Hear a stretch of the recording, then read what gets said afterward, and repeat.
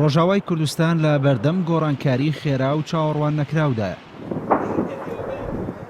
لە حەسەکە شەڕ لە نێوان هێزەکانی سەر بە ئەسەد و یەپەگە بەردەوامە و بە پێی لێدوانی بەرپرسە سەربازیەکانی ڕۆژاوای کوردستان هێزەکانی یەپەگە گەڕەکەکانی نەشوەی ڕۆژهەڵات و ڕۆژاوا و خوێرانیان کۆنتڕۆڵ کردوێتەوە. ئەمەش دوایەوە دێت کە ڕۆژی یەکشەممە لە قامیشلۆ بە نێوەندگیری رووسیا کۆبوونەوەیەک لە نێوان بەرپرسانی کورد و نوێنەرانی حکوومەتەکەی بەشار ئەسەد ئەنجامدرا، بەڵام نەیانتوانی لە سەر ڕاگەیاندنی ئاگربەست ڕێک بکەون. بە پێی زانێرەکان بەرپرسانی یەپەگە دوو مەرجیان بۆ ئاگربەستەکە داناوە.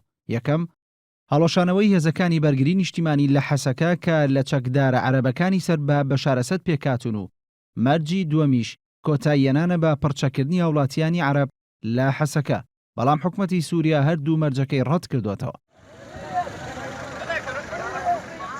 هاوکات لەگەڵ گۆڕانکاریەکانی حەسەکە لە جەرابلوس لەسەر سنووری تورکیاش گۆڕانکاری نوێ بەڕێوەیە کە شارۆچکەی جەرابلوس دەکەوێتە نێوان کانتۆنەکانی کۆبانی و ئافرین و لەسەر سنووری تورکیاوە هەڵکەوتووە و لە ئێستادا تاکە دەواازەی داعشە بەڕووی تورکیادا.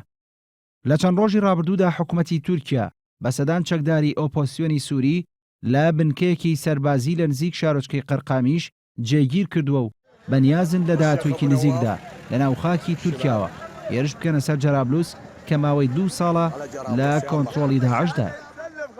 بە پێی زانێرەکان ئەو چەکدارە سووریانەی کە حکوومەتی تورکیا ئامادەی کردوون بۆ هێرشکردنە سەر جەرابلوس لەم گروپانە پێکاتون: فەیلەقی شام، ئەحرارولشام، سوڵتان موراد، فێرقەی سیانزە و جەیشی سونە.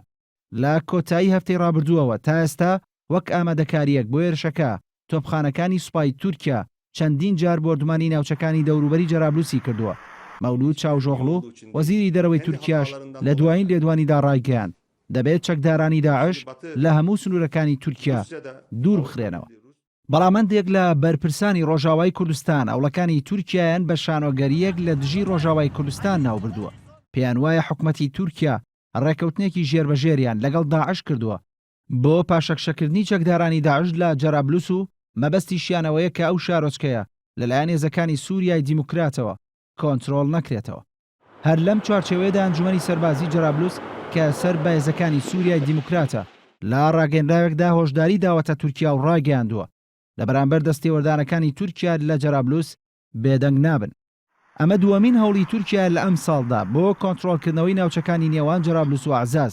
لە سەرەتای بەهاری ئەم ساڵدا تورکیا دەرفەتێکی لە ئەمریکا وەرگرت بۆ ئەوەی لە ڕێگەی چەکدارانی ئۆپۆسیۆنی سووریاوە ئەو ناوچانە کۆنتڕۆڵ بکاتەوە، بەڵام داعش توانی شکست بەو هێزە بێنێت کە تورکیا هێنابوونیە ناوچەکەەوە.